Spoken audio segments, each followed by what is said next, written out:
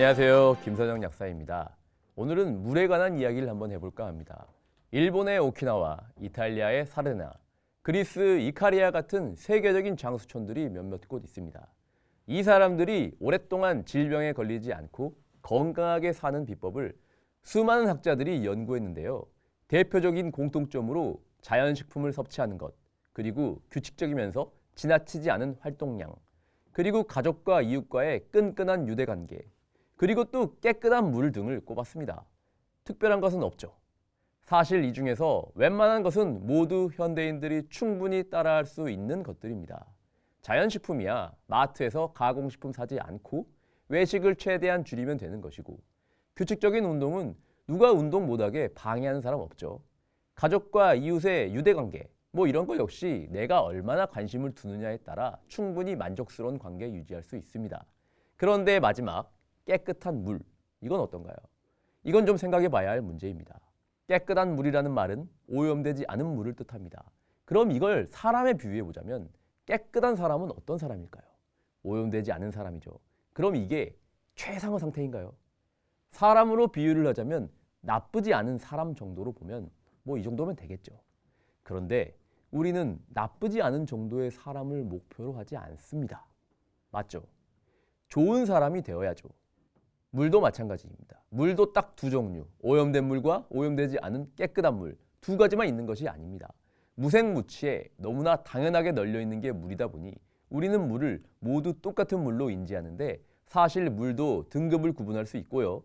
장수촌의 물은 실제로 우리가 평소 섭취하는 물과 달랐습니다. 염소 처리를 통한 수돗물과 비교하여 장수촌의 물은 용존산소율, 즉 물 자체가 머금고 있는 산소의 양이 훨씬 많았습니다. 일반 수돗물의 용존산소량은 대략 5ppm 내외이며 우리가 사 먹는 일반 생수의 경우 7ppm 정도 되고요. 그런데 장수촌의 물은 일반 생수보다 훨씬 많은 12에서 15ppm 정도의 산소를 머금고 있습니다. 그렇다면 용존산소량이 많다는 말은 무슨 말일까요? 산소야 공기 중에 널려 있어서 숨만 쉬면 얻을 수 있는 것인데, 이게 조금 더 물에 녹아 있다고 달라질 게 뭐가 있을까요? 이런 생각 드시죠? 달라질 것이 있습니다. 호흡을 통해 폐로 흡수되는 산소와 물을 통해 섭취하는 산소가 도달할 수 있는 퍼포먼스가 분명 차이가 있습니다.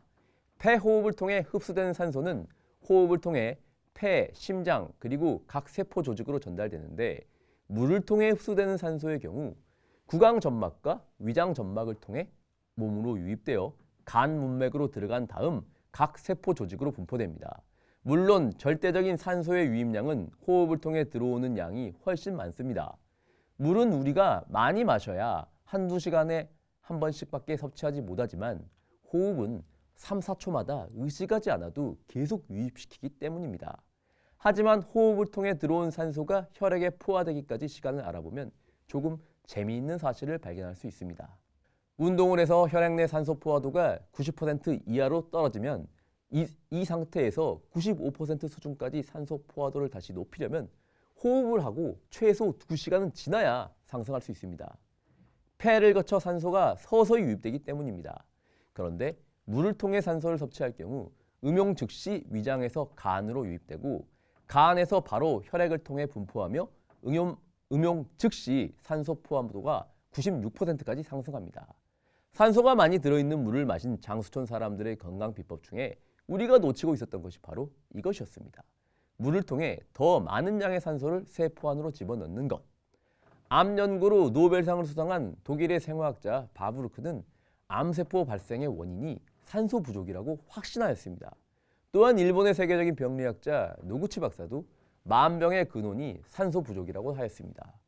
장수촌 물의 특성과 바브루크 박사나 노구치 박사의 산소 부족에 대한 이론을 연결지어 보면 우리는 산소를 조금 더 적극적으로 섭취하겠다는 생각이 들어야 합니다. 그렇다면 장수촌에 살고 있지 않은 우리도 산소가 많이 함유된 물을 섭취하려면 어떻게 해야 할까요? 왜 장수촌 마을의 물이 산소 용존율이 높은지 그 원리를 알아보면 됩니다. 높은 곳에서 떨어지는 폭포수가 바위에 세차게 내리치면 물은 방울로 쪼개져 하얀 버블을 형성합니다. 그리고 그 버블 안에 무엇이 들어있을까요?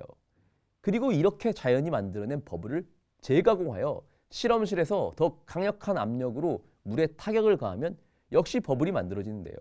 버블 안에 무엇이 들어있을까요? 아무것도 없는 진공 공간일까요? 이 버블은 단순히 속이 비어있는 버블이 아니고 산소를 품고 있는 버블입니다. 장수촌 마을이 아닌 실험실에서 만들어낸 산소 용존율을 높인 물을 가지고 건양대학교에서 진행한 실험입니다. 쥐를 두 그룹으로 나눠서 실험용 쥐에게는 암세포를 이식하기 3주 전부터 버블을 형성하여 충분한 양의 산소를 머금은 물을 음용시켰습니다. 그리고 나서 B16, BL6 흑색종 세포를 폐로 전이시켜 암을 유발했습니다. 그리고 대조군쥐에게는 암세포를 이식한 다음 항암제인 독소루비신을 일주일에 한 번씩 정맥으로 투여했습니다. 그리고 암세포 이식 14일째에 폐에 형성된 암 전이수를 비교했습니다. 결과가 정말 놀라웠는데요. 암세포 이식 3주 전부터 산소 용존율이 높은 물을 마시게 한 쥐의 경우 암의 폐 전이가 유의미하게 억제되었습니다. 항암제도 아니고 단순히 물을 마시게 했을 뿐인데요. 그리고 또 재미있는 사실이 산소물과 항암제를 함께 투여한 경우 항암제의 항암 활성도 증가했습니다. 게다가 산소물과 항암제를 함께 투여했을 때 항암제 부작용인 체중 감소도 억제되었습니다. 이 말이 무슨 말이냐면 항암제의 부작용이 줄어드는 효과를 뜻합니다. 산소를 충분히 머금은 물이 그 자체로 암전이 억제 활성을 가지는 것은 물론 항암제와 병행 투여로 항암제 부작용을 억제하면서 동시에 항암 활성도 증가시키며 항암 보조제로서도 작용한다는 말입니다. 그렇다면 여기서 의문이 들 만한 부분이 있는데요. 실험실 환경이 아니라 현실 세계에서 과연 이게 통할까? 암에 걸리지 않게 어떻게 알고 3주 전에 산소를 담은 물을 섭취한단 말인가? 이런 생각 드시는 거 맞죠? 여기서 우리는 암이 다른 질병과 어떻게 다른지 그 차이점을 알아볼 필요가 있습니다. 50대 이상 대부분의 성인이 걱정하는 고혈압이나 당뇨병, 고지혈증 같은 심혈관 질환은 예방이 가능합니다. 바로 식습관과 생활습관 교정을 통해서 매우 높은 확률로 예방 혹은 개선이 가능합니다. 규칙적인 유산소 운동은 심장과 혈관 건강을 개선하고 혈압과 콜레스테롤 수치를 낮추며 혈당 조절에도 도움을 줄 수 있습니다.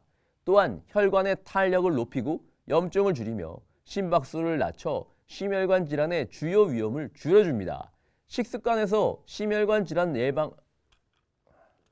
식습관 역시 심혈관 질환 예방에 중요한 역할을 할 수 있습니다.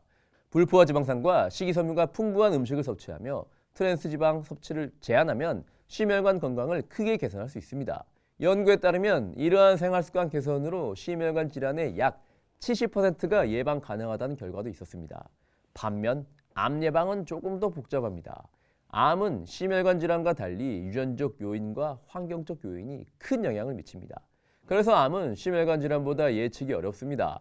암 예방 가능성은 연구에 따라 약 30에서 50%로 추정되는데 이는 심혈관 질환 예방 가능성인 70% 이상과 비교하면 낮은 수치이지만 단순히 예방 가능성이 낮다에 주목하기보다는 자세히 숫자를 보고 이게 무슨 뜻인지 생각해 봐야 합니다.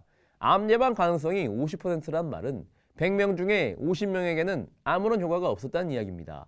암을 유발한다는 특정 음식을 조심하고 암 예방에 좋다는 특정 음식물을 자주 먹고 특정 운동을 통해 매일 최적 강도의 운동을 수행하면 그런 사람, 그러니까 개인의 건강에 대한 노력을 점수로 계산한다면 지표가 최고점을 얻은 사람도 암에 걸릴 수 있다는 말입니다.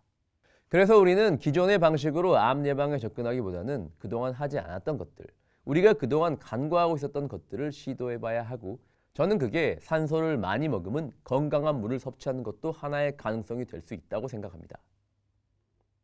이것으로 오늘 물에 관한 이야기는 마치겠습니다.